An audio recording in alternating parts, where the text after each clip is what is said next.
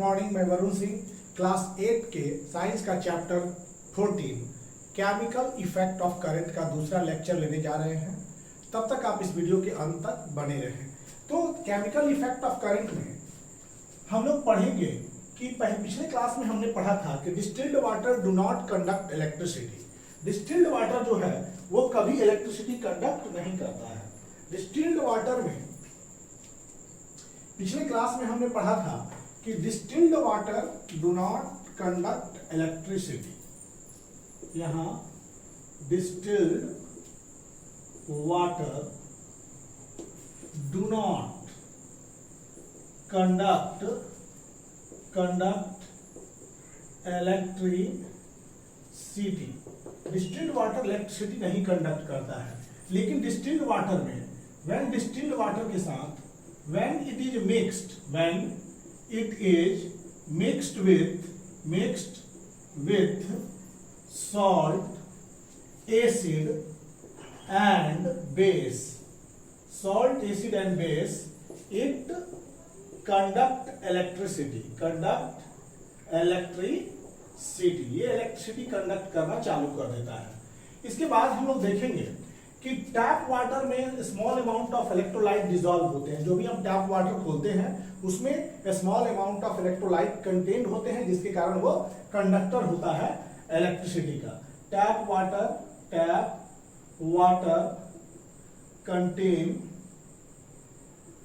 contains some dissolved salt,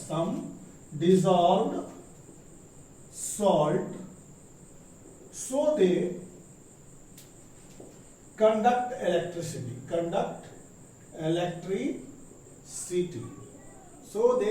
electricity।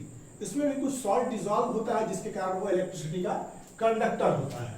लेकिन बात करेंगे सी वाटर की, समुद्री वाटर की, तो large amount of salt is dissolve. तो large amount of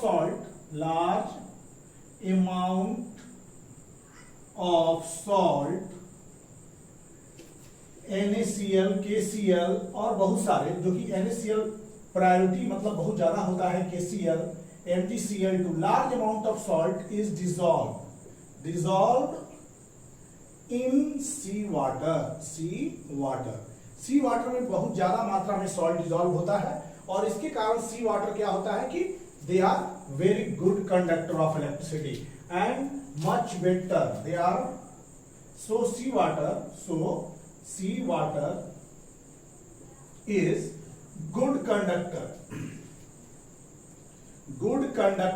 of electricity के ये बेटर कंडक्टर हो जाते हैं। बिकॉज स्मॉल, अगर रेन वाटर की बात करेंगे तो रेन वाटर जब ऊपर आसमान में ऊपर रेन वाटर की बात करेंगे तो वो पूरा प्योर वाटर होता है, उसमें कोई सॉल्ट डिसॉल्व नहीं होता है। लेकिन पृथ्वी तक पहुंचने से पहले वो कुछ एसिडिक गैसेस से रिएक्ट करके एसिड्स का निर्माण करता है, और वो एसिड जो है वो हमारे पृथ्वी तक पहुंचता है, जिसके कारण जो है रेन वाटर भी कंडक्टिंग हो जाता है। तो रेन वाटर क्या होता है कि रेन वाटर आपका pure form of water. Rain water is pure form of water. ये वाटर का शुद्ध रूप है rain water, pure form of water. और लेकिन इट बिकम्स कंडक्टिंग बिकॉज ये कंडक्टिंग क्यों हो जाता है? क्योंकि रेन वाटर कंडक्टिंग इसलिए हो जाता है कि नाइट्रोजन ऑक्साइड, कार्बन डाइऑक्साइड जैसे गैस जो है वाटर से रिएक्ट करके एसिड बना देते हैं। Conducting due to acids present in them, उनमें एसिड प्रेजेंट होने के कारण ये क्या हो जाते हैं? ये कंडक्टिंग हो जाते हैं। तो ये जो था हमने देखा कि डिस्टिल्ड वाटर जो है उसमें कोई सॉल्ट डिसॉल्व नहीं होता है, जिसके कारण डिस्टिल्ड वाटर जो है पुअर कंडक्टर है। लेकिन डिस्टिल्ड वाटर के साथ जैसे सॉल्ट, एसिड, बेस मिलाते हैं तो ये कंडक्टिंग हो जाता है। टैप वाटर में कुछ डिसॉल्व मात्रा में डिसॉल्व सॉल्ट होते हैं, कुछ ही होते हैं, लेकिन वो भी क्या होते हैं? कंडक्टर ऑफ इलेक्ट्रिसिटी हो जाते हैं, conduct electricity. Large amount of salt NaCl, KCl, MgCl2 ये सब सॉल्ट हैं जो कि समुद्र के पानी में बहुत प्रचुर मात्रा में पाए जाते हैं। रेन वाटर प्योर फॉर्म है वाटर का, so sea water is a good conductor of electricity and it becomes conducting due to acids present in them, उनमें एसिड रहता है जिसके कारण वो गुड कंडक्टर हो जाता है इलेक्ट्रिसिटी का। केमिकल इफेक्ट ऑफ करंट, अब जो है हमारा टॉपिक है केमिकल इफेक्ट ऑफ करंट। हम लोग केमिकल इफेक्ट ऑफ करंट के बारे में पढ़ेंगे।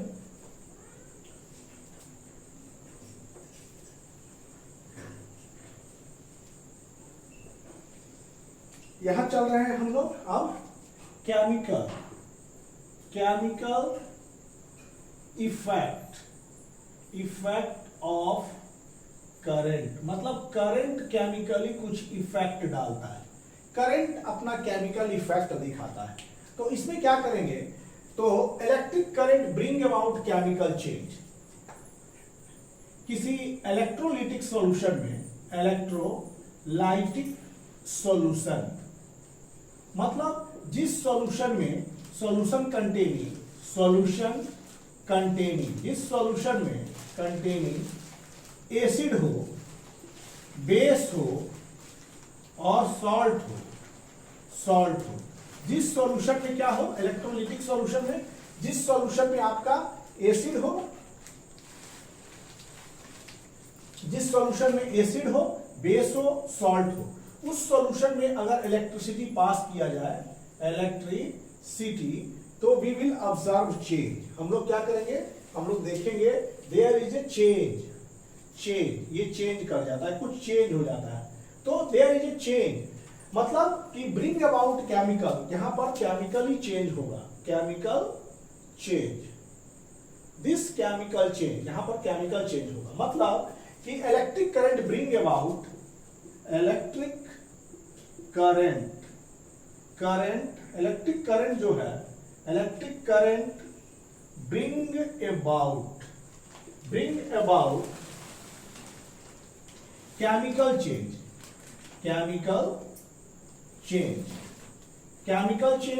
so it is called chemical effect, so it is called chemical effect। देखिए इलेक्ट्रिक करंट के कारण एसिड, बेस और सॉल्ट में जब इलेक्ट्रिसिटी पास कराया गया तो उसमें केमिकली कुछ चेंज हुआ। इस केमिकल चेंज जो हुआ इसको हम लोग बोलते हैं chemical effect of electric current. ये जो चेंज आया ये due to chemical effect of electric current के कारण चेंज आया, करंट के कारण, मतलब यहाँ करंट के कारण जो है वो चेंज हुआ। करंट के कारण एसिड, बेस, सॉल्ट के जो कंडीशन है उसमें कोई बदलाव आया तो उसको बोलेंगे केमिकल चेंज। यहां पर केमिकल डिकम्पोजिशन, यहां पर ये केमिकल है वो डिकम्पोजिशन हुआ, यहां पर केमिकल इलेक्ट्रिसिटी से क्या हो रहा है, यहां केमिकल डिकम्पोजिशन हो रहा है, केमिकल डिकम्पोजिशन। ये केमिकल डिकम्पोजिशन कौन कर रहा है, इलेक्ट्रिक करंट कर रहा है। तो इलेक्ट्रिसिटी से जब केमिकल डिकम्पोजिशन हो रहा है तो ऐसे डिकम्पोजिशन को हम इलेक्ट्रोलिसिस कहते हैं। तो यहां पर chemical decomposition, if we pass electric current, अगर हम इलेक्ट्रिक करंट को पास करते हैं किसी सॉल्यूशन एसिड, बेस, सॉल्ट से, if we pass electric current through electrolytic solution,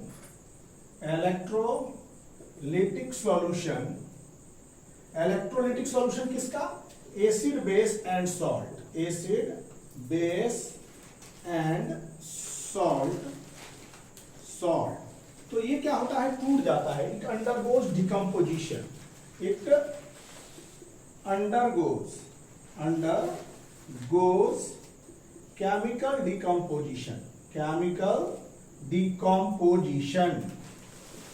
decomposition, and this is called electrolysis,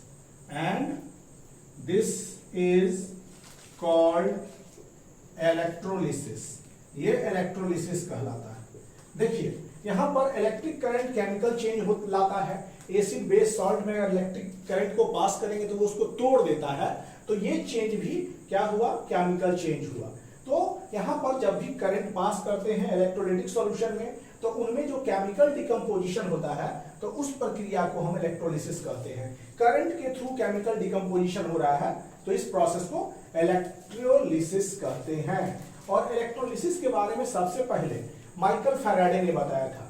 Michael Faraday first of all he introduced the term electrolysis.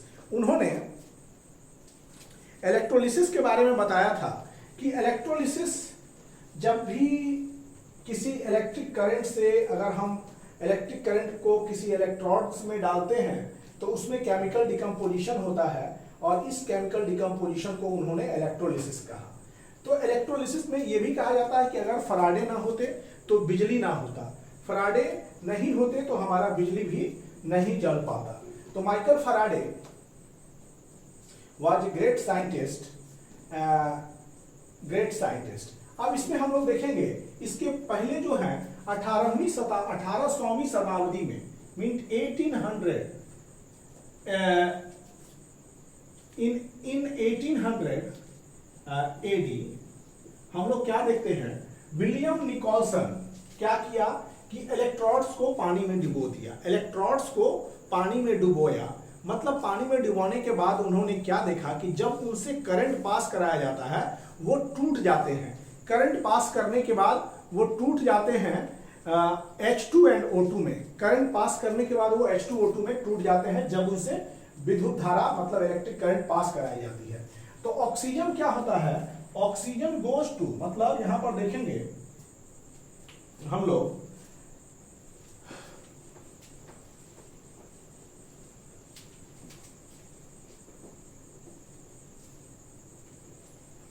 Faraday के नाम ही electrolysis है, जिसमें कि आगे की क्लास में आप पढ़ेंगे Faraday first law of electrolysis, Faraday second law of electrolysis in chemistry, you will study about it. तो इन 1880 क्या हुआ कि विलियम निकोलसन, साइंटिस्ट का नाम है William Nicholson, dipped the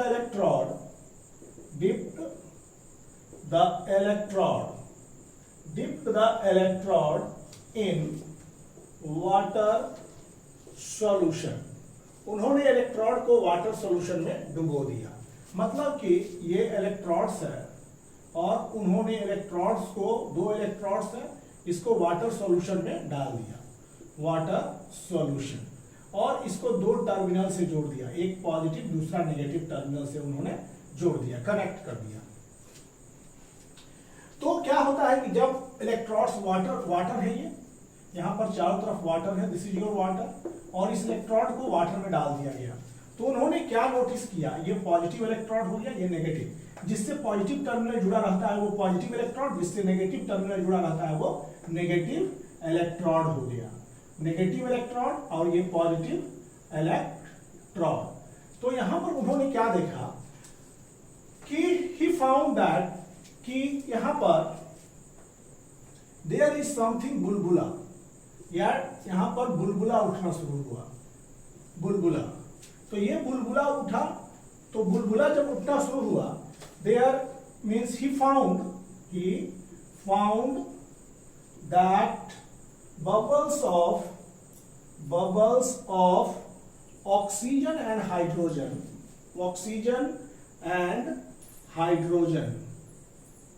at different electrodes,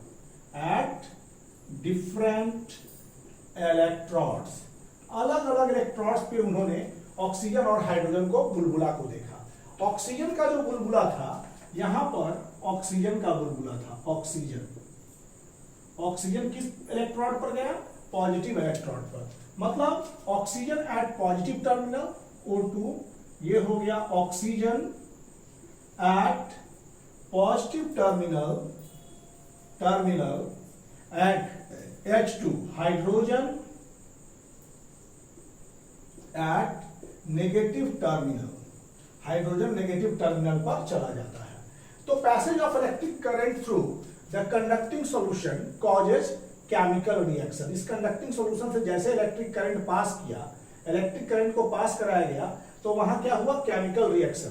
तो केमिकल रिएक्शंस के फलस्वरूप उन्होंने क्या ऑब्जर्व किया, बबल ऑफ ऑक्सीजन। क्या देखे उन्होंने, बबल ऑफ ऑक्सीजन को उन्होंने देखा। तो बहुत सारे चेंजेस आते हैं जब इलेक्ट्रिक करंट को पास करेंगे इस इलेक्ट्रोड से। तो इलेक्ट्रिक करंट को इलेक्ट्रोड से जब पास करेंगे जो कि वाटर में डिप्स है, तो क्या क्या रिजल्ट होता है। तो नोट पॉइंट में the passage of an electric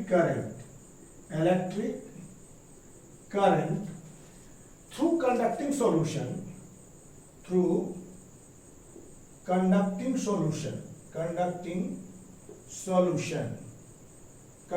solution cause chemical reaction. ये क्या करता है, कॉज केमिकल रिएक्शन, ये केमिकल रिएक्शन को करता है। यहां पर इलेक्ट्रिक करंट को पास करने पर किसी कंडक्टिंग सॉल्यूशन में, कंडक्टिंग सॉल्यूशन मतलब एसिड, बेस, सॉल्ट, ये वाटर है, तो उस कंडक्टिंग सॉल्यूशन में अगर इलेक्ट्रिक करंट पास करेंगे तो उसमें केमिकल रिएक्शन चालू हो जाएगा। तो पहला हम लोग देखें कि वाटर से जब पास कर रहे हैं, इधर ऑक्सीजन, इधर बबल ऑफ हाइड्रोजन पास कर रहा है, बबल ऑफ हाइड्रोजन, यहां पर बबल ऑफ हाइड्रोजन पास कर रहा है और उधर ऑक्सीजन पास कर रहा है। दूसरा होगा कि अगर metal has deposit of metal, अगर मान लीजिए यहां पर CuSO4 ले लेते हैं अगर हम, तो Cu पर पॉजिटिव चार्ज और सल्फेट है नेगेटिव चार्ज, तो जो पॉजिटिव इलेक्ट्रोड्स है ये इस पर डिपॉजिट हो जाता है। दूसरा कंडीशन होता है कि डिपॉजिट ऑफ मेटल में भी सीन, ये कॉपर कहां जाएगा, नेगेटिव इलेक्ट्रोड पर। जो मेटल होते हैं वो पॉजिटिव चार्ज होते हैं और वो कहां जाएंगे, metal ion is positive charge, और वो चार्ज कहां जाएंगे, नेगेटिव इलेक्ट्रोड पर। दूसरा कंडीशन कि यहां पर कि deposits of metal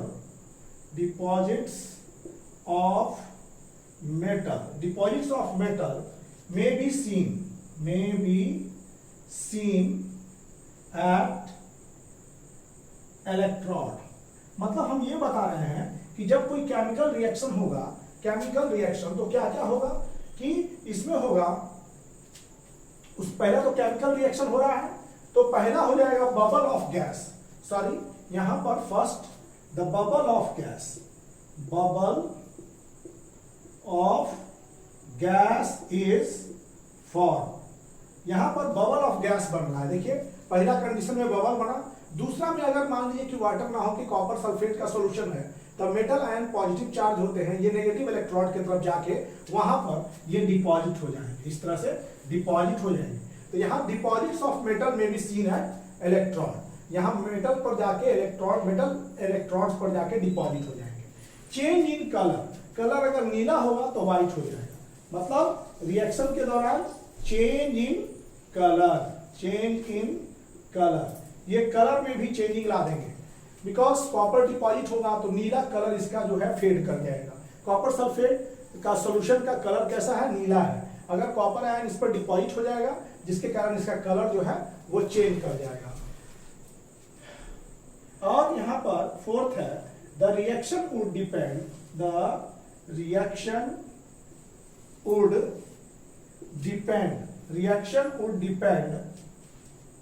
on what solution an electrode is used, depend on what solution, किस तरह का सॉल्यूशन यूज किया गया है, what solution and electrode, और इलेक्ट्रोड कैसा यूज किया गया है, इलेक्ट्रोड इज यूज, किस तरह का सॉल्यूशन यूज किया गया है और किस तरह का इलेक्ट्रोड यूज किया गया है। तो देखिए केमिकल रिएक्शन जो होता है कि जब किसी इलेक्ट्रोड को हम लोग डुबाते हैं पानी में, तो पानी में इलेक्ट्रोड्स को डुबाने के बाद विलियम निकोलसन ने जो चीज देखा वो देखा कि एक जगह से हाइड्रोजन और दूसरी जगह से ऑक्सीजन का बुलबुला निकल रहा है। तो ऑक्सीजन का बुलबुला जो था वो पॉजिटिव टर्मिनल से निकल रहा था और हाइड्रोजन का नेगेटिव टर्मिनल से। उसी तरह से यहाँ पर एक चेंज हुआ कि ऑक्सीजन हाइड्रोजन मतलब गैस के बुलबुले निकल सकते हैं केमिकल रिएक्शन के दौरान। दूसरा, अगर मान लीजिए कि मेटल आयन का अगर ये सॉल्ट है तो मेटल आयन का डिपोजिशन होने लगता है इलेक्ट्रॉन पर, नेगेटिव इलेक्ट्रॉन पर। इसके बाद सॉल्यूशन का कलर भी बदल जाता है और reaction would depend, reaction in बात पर निर्भर करता है कि आपका सॉल्यूशन कैसा है और इलेक्ट्रॉन कैसा आपने इस्तेमाल किया है, what type of electrode you have used, किस तरह के इलेक्ट्रोड का आपने इस्तेमाल किया है। अब जो है हम लोग पढ़ेंगे some chemical effect of electric current. We will study some chemical effect of electric current, some chemical effect of electric current, effect of electric current, some chemical effect of electric current में हम लोग देखेंगे कि क्या है chemical effect of electric current में। तो हम लोग देखें केमिकल रिएक्शन, कि केमिकल रिएक्शन जो होता है, chemical reaction taking place in solution, taking place in solution, अगर कोई केमिकल रिएक्शन सॉल्यूशन में टेक प्लेस कर रहा है, डिपेंड्स ऑन, ये किस बात पर डिपेंड करता है? पहला डिपेंड करता है नेचर ऑफ इलेक्ट्रॉन, पहला नेचर ऑफ इलेक्ट्रॉन्स पर। ये क्या होता है? Some chemical reaction taking place in solution depend करता है इलेक्ट्रॉन के प्रकृति पर। दूसरा निर्भर करता है nature and concentration, nature and concentration, concentration of solution पर भी निर्भर करता है। सॉल्यूशन यहां पर हम लोग देखें कि केमिकल रिएक्शन का जो होता था कि सम इवेंट्स, तो उसमें गैस बबल का बनना, गैस बबल बनते थे। दूसरा मेटल का डिपोजिशन होता था, मेटल डिपोजिशन ऑकर हो जाता था। तीसरा चेंज इन कलर होता था, चेंज इन कलर, मतलब केमिकल रिएक्शन अगर किसी सॉल्यूशन में होता है तो क्या क्या कंडीशन हो सकता है? पानी के विलयन, मतलब केमिकल चेंज अगर सॉल्यूशन में होता है तो गैस बबल के रूप में बनेगा पदार्थ कोई, या मेटल डिपॉजिट होंगे, या कलर में बदलाव होगा। तो इस तरह से सॉल्यूशन में चेंजेस आते हैं। एंड ड्यू टू, ऐसे कलर में इसलिए फॉर्म होता है क्योंकि अलग अलग आयन उसमें डिसॉल्व होते हैं। अब हम लोग पढ़ते हैं some chemical effect of electric current में reaction depends on solution, application of chemical effect. अब हम लोग देखेंगे some chemical effect of electric current, some chemical effect of electric current. Electric current का क्या केमिकली प्रभाव पड़ता है? केमिकल, रासायनिक रूप से इलेक्ट्रिक करंट का क्या प्रभाव पड़ता है? तो पहला प्रभाव है आपका कि extraction of, first in extraction, x मतलब ये एप्लीकेशन भी हो गया, एप्लीकेशन के रूप में अगर लिखेंगे तो in extraction of metal from ore, metal from ore. दूसरा हो गया इलेक्ट्रो रिफाइनिंग ऑफ मेटल्स, दूसरा electro refining of metal, metal के इलेक्ट्रो रिफाइनिंग में। तीसरा हो गया आपका इलेक्ट्रोप्लेटिंग, ये हो गया इलेक्ट्रोप्लेटिंग में, जो कि इस आपके सिलेबस में इलेक्ट्रोप्लेटिंग ज्यादा पढ़ने हैं। तो क्या इलेक्ट्रिक करंट का केमिकल इफेक्ट जो है आपको मेटल से ओर से मेटल निकालने के लिए। तो ओर क्या होता है? ओर जो होता है वैसा पदार्थ है जिसमें मेटल के साथ इंप्यूरिटी लगा हुआ है, इंप्यूरिटी। तो इस इंप्यूरिटी को हटाने की प्रक्रिया हम लोग यूज करते हैं इलेक्ट्रिक करंट के सहायता से। तो ओर क्या है कि ओर में मेटल की प्रचुरता होती है, अयस्क में मेटल की प्रचुरता होती है, और उसको हम लोग और ये मिनरल, और एक मिनरल है from which metal can be extracted economically and profitably. और एक ऐसा मिनरल है जिससे मेटल को हम इकोनॉमिकली और प्रॉफिटेबली मीन्स फायदा, चीप वे में हम मेटल निकाल सकते हैं, उसको ओर कहते हैं। और एक ऐसा मिनरल है जिससे हम मेटल को इकोनॉमिक रूप से निकालते हैं, प्रॉफिटेबली भी हम लोग मेटल को निकालते हैं, तो वो हो गया आपका ओर। तो मेटल और से मेटल के निकालने में आपका इलेक्ट्रिक करंट का केमिकल इफेक्ट काम आता है। मींस मेटल के फिर रिफाइनिंग में, मेटल अगर आया तो उसमें कुछ इंप्योरिटी रहेगी, उसकी रिफाइनिंग में आपका काम आता है इलेक्ट्रो रिफाइनिंग। और मेटल के ऊपर मेटल की परत को चढ़ाने को कहते हैं इलेक्ट्रोप्लेटिंग। ये इलेक्ट्रोप्लेटिंग में भी इसका इस्तेमाल किया जाता है। इसमें क्या है कि पहला इन एक्सट्रैक्शन ऑफ मेटल में हम लोग देखेंगे certain metal, certain first in extraction of metal from ore में मेटल रहता है, उसके साथ बहुत सारा इंप्योरिटी रहती है, तो उस इंप्योरिटी को हटाने के लिए हम लोग रिफाइनिंग टेक्निक का प्रयोग करते हैं। इसमें क्या होता है, certain metal are extracted from their ore, are extracted from their ore by process of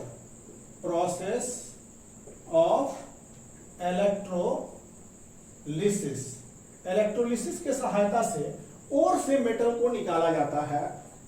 जैसे एल्युमिनियम, एग्जाम्पल में कौन कौन से मेटल ऐसे निकाले जाते हैं, एल्युमिनियम, सोडियम, एल्युमिनियम का सिंबल Al होता है इसलिए Al लिख दिया है। सोडियम का सिंबल Na होता है। इसके बाद पोटासियम का सिंबल हो जाता है K, potassium K, calcium Ca, ये सब जो है Ca are extracted by this method, यही are extracted by electrolysis, extracted by this method, इस मेथड से इनको निकाला जाता है। तो एक्सट्रैक्शन ऑफ मेटल में इलेक्ट्रोलिसिस की बहुत बड़ी भूमिका होती है। मेटल को उसके ओर से निकालने के लिए इलेक्ट्रोलिसिस प्रोसेस की बहुत बड़ी भूमिका होती है। और मिनरल है जिसमें मेटल होते हैं, उसके साथ बहुत सारी इंप्योरिटी रहती है, और ओर से मेटल को निकालने में इलेक्ट्रोलिसिस प्रोसेस इन्वॉल्व होते हैं। और बहुत से मेटल इस प्रोसेस से निकाले भी जाते हैं, जैसे कि एल्युमिनियम, सोडियम, पोटासियम, कैल्शियम हो गया, और अदर सो मेनी। दूसरा है इलेक्ट्रो रिफाइनिंग ऑफ मेटल्स। अब electro refining of metal, electro refining of metal क्या होता है कि इसमें क्या करते हैं, metal in this process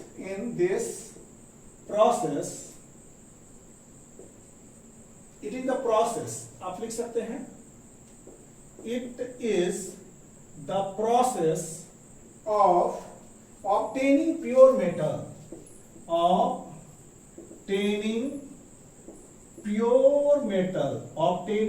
metal from impure metal।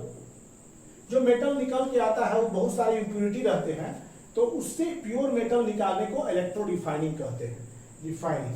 अब थर्ड है इलेक्ट्रोप्लेटिंग। ये जो थर्ड टॉपिक है उसको बोलते हैं हम लोग इलेक्ट्रोप्लेटिंग। इलेक्ट्रोप्लेटिंग क्या है ये थोड़ा आप ध्यान से देखेंगे। इलेक्ट्रोप्लेटिंग में सबसे प्रोसेस ऑफ डिपॉजिटिंग, ये क्या है, the process of depositing the process of depositing a layer of any desired metal on another material,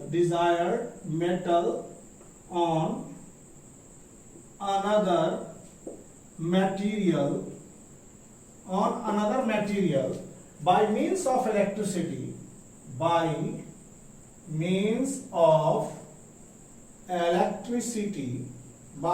of electricity, is called electroplating,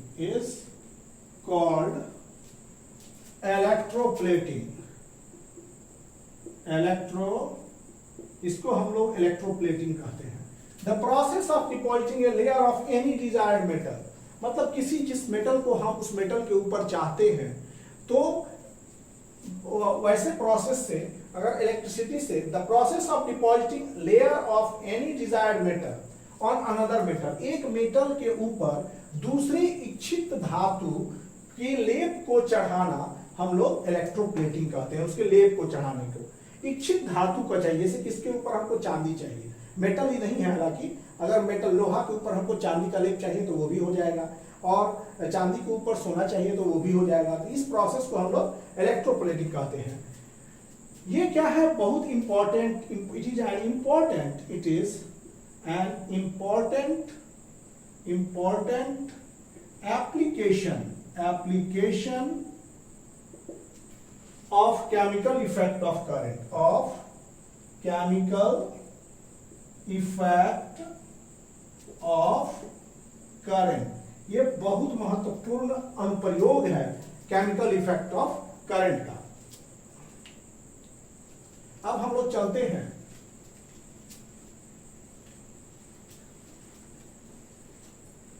एक मेटल के ऊपर दूसरे मेटल का डिपोजिशन इलेक्ट्रोप्लेटिंग कहलाता है। तो यहाँ इलेक्ट्रिसिटी के थ्रू होता है। तो इसमें क्या होता है, इलेक्ट्रोप्लेटिंग इज वेरी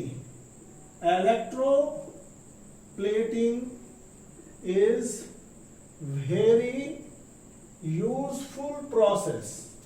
ये एक बहुत ही यूजफुल प्रोसेस है। Electroplating is very useful process.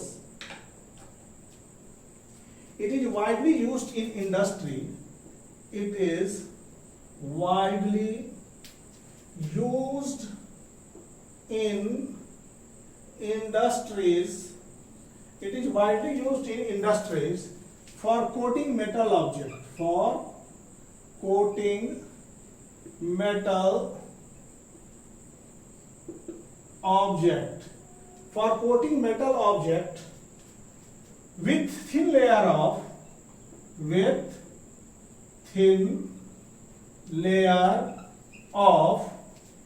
different metal,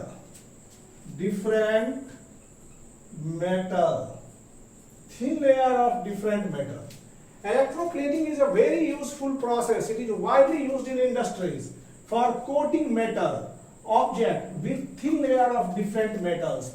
industry में भी एक मेटल के ऊपर दूसरे मेटल के परत चढ़ाना ये बहुत ही यूजफुल प्रोसेस हो गया है। अब electroplating, the layer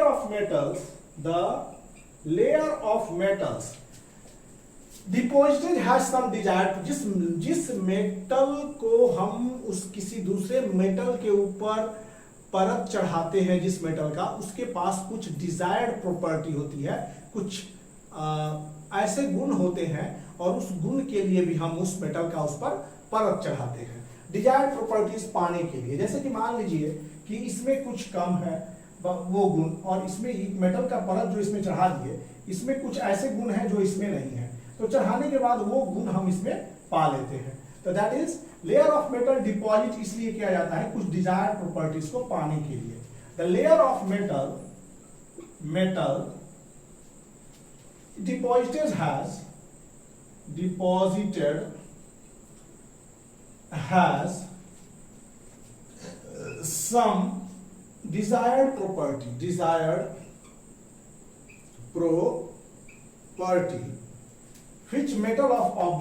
which metal of object lack। जैसे मान लीजिए कि हम चांदी के इस तरह के आभूषण पहने हुए हैं, तो थोड़ा सब कोई समाज में जाता है सोना पहन के, और मान लीजिए कि आपके पास दाम नहीं है उतने, उसको लगाने थे, तो क्या किया आपने, चांदी के ऊपर सोना का प्लेटिंग करा लिया। तो ये इसमें चांदी में वो गुण नहीं था, लेकिन जो प्लेटिंग करा दिया वो देखने से वैसा गुण आपको प्राप्त हो जाता है। तो यही हो गया, डिजायर्ड मेटल को अगर हम इलेक्ट्रोप्लेटिंग करके उससे कुछ अच्छे गुण को हम लोग प्राप्त कर सकते हैं। We can acquire some desired property. जैसे कि क्रोमियम की प्लेटिंग, साइकिल के हैंडल वगैरह में क्रोमियम की प्लेटिंग होती है, तो ये प्रॉपर्टी क्रोमियम में कोरोड नहीं करता है, जंग नहीं लगता है, और इसमें नॉन कोरोसिव, वो कोरोसिव नहीं होते हैं, तो जिसके कारण हैंडल वगैरह पर लोहा के ऊपर क्रोमियम का प्लेटिंग किया जाता है। तो ये बहुत जगहों पर देखेंगे आप इस तरह की प्रॉपर्टीज को। फॉर एग्जाम्पल बहुत सारे फॉर एग्जाम्पल आप देखेंगे chromium plating is done on many object. Chromium plating कहां होता है? Is done on many object. बहुत सारे ऑब्जेक्ट पर क्रोमियम की प्लेटिंग की जाती है। क्रोमियम की प्लेटिंग की जाती है मेनी ऑब्जेक्ट सच एज, जैसे जैसे कहां कहां देखे हैं? कार के पार्ट्स में बहुत चमकता है कार पार्ट्स, क्रोमियम महंगा भी होता है कार के पार्ट्स में। दूसरा देखेंगे kitchen gas burner, kitchen gas burner में भी देखिए कभी उसमें जंग नहीं लगेगा। और इसके बाद बाइसाइकिल हैंडल, व्हील के रिम में, पहिए के व्हील रिम में भी इसका प्लेटिंग किया जाता है। Car parts, kitchen gas burner, इसमें बाथ टैप में आप यूज कर सकते हैं, बाथ टैप में भी इसका यूज किया जाता है क्रोमियम के प्लेटिंग का। उसको खरोच के देखिएगा तो उसमें काला लोहा निकल आएगा। तो car parts, kitchen gas burner, bicycle handle में खरोचिएगा, धीरे देखिएगा लोहा उसमें कुछ दिखाई दिया। व्हील के रिम में भी जो होता है वो भी क्रोमियम का बना होता है ताकि वो जल्दी कोरोड नहीं करे। क्रोमियम जल्दी कोरोड नहीं करता है। तो chromium plating done on many objects, car parts, kitchen gas burner, bicycle handle, wheel rim and bath tap. ये क्रोमियम थोड़ा महंगा पड़ता है। यहां पर क्रोमियम का अपीयरेंस हम लोग देखेंगे। क्रोमियम के बारे में जानेंगे। It has shiny appearance. इसकी अपीयरेंस कैसी होती है? It has shiny appearance. इसका लुक जो होता है बहुत चमकीला होता है। पहला चीज क्रोमियम की प्रॉपर्टी में, इट डज नॉट कोरोड। इसमें जंग नहीं, संक्षारण नहीं होता है, ये कोरोड। थर्ड प्रॉपर्टीज में इसके जाएंगे तो थर्ड प्रॉपर्टी है it resist scratches.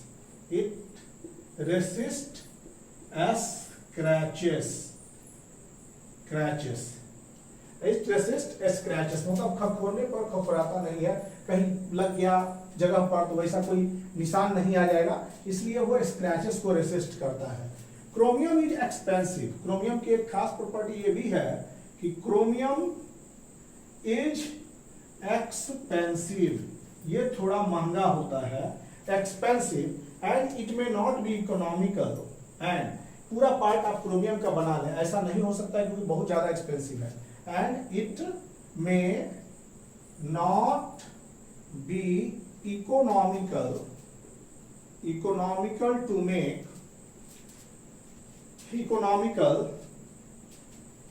to make the whole object out of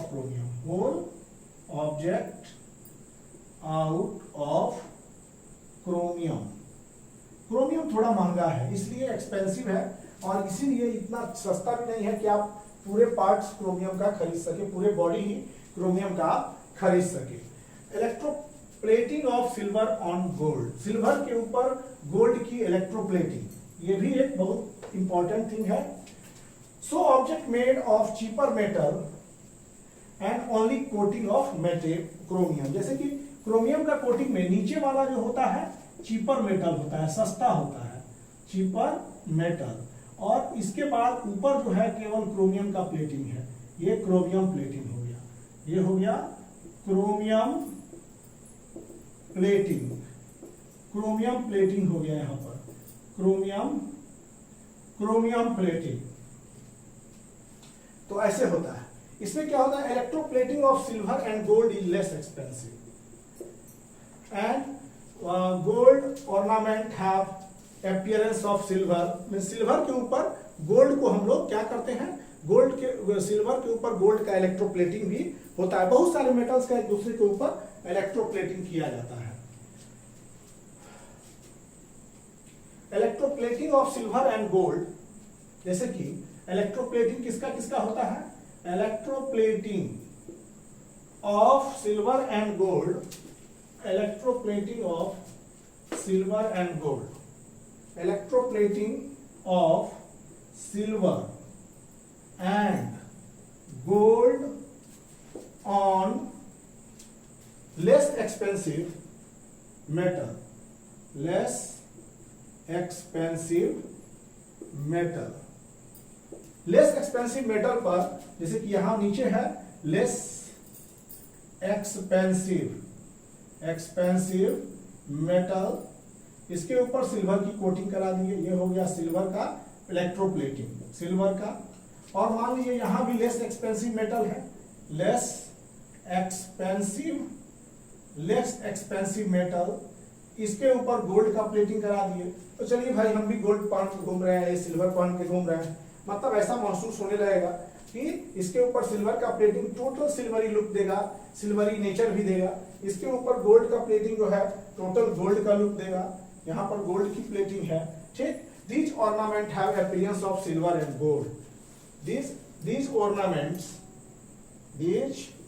in ornaments में, ऑर्नामेंट्स हैव अपीयरेंस,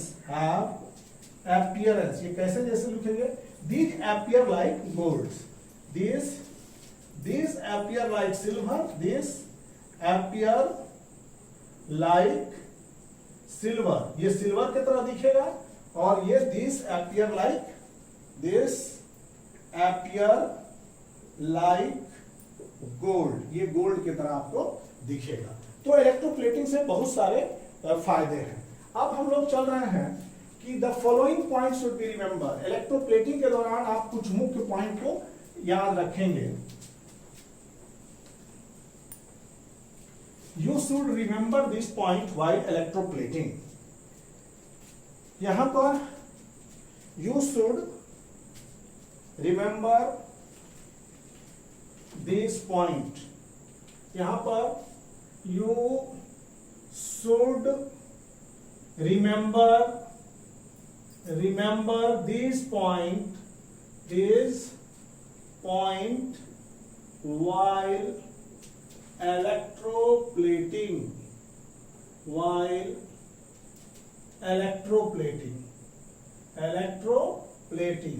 इलेक्ट्रोप्लेटिंग के दौरान पहला मेटल ऑब्जेक्ट, पहला है metal object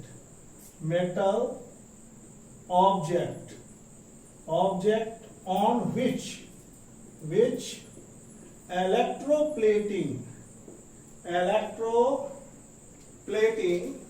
is to be done is made of negative electrode,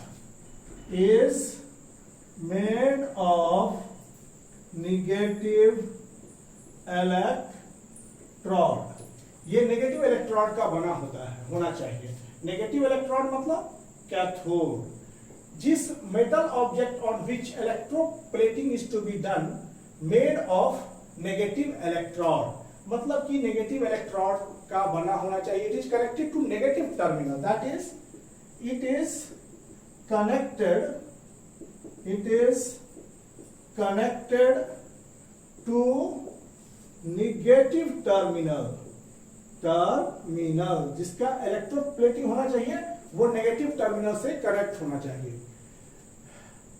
metal on which electroplating is to be done, जिस metal का electroplating होना चाहिए उसके लिए metal object on which electroplating is to be done made of negative electrode, ये negative electrode का होना चाहिए। दूसरा, the metal whose layer is to be deposited, the metal whose layer is to be deposited, जिस metal के layer को deposit करना है, is made of positive electrode,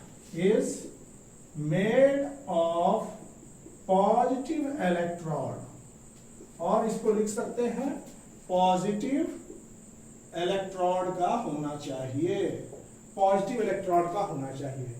And it is connected to positive terminal of battery. It is connected to positive terminal of battery. Third point आप remember रखेंगे, water soluble salt of the metal, the water soluble salt of the metal to be deposited or taken as electrolyte। अब यहां पर हम लोग देखेंगे कि हम लोग इलेक्ट्रोप्लेटिंग के दौरान निम्नलिखित बातों पर ध्यान देंगे। जी, metal object on which electroplating is to be done.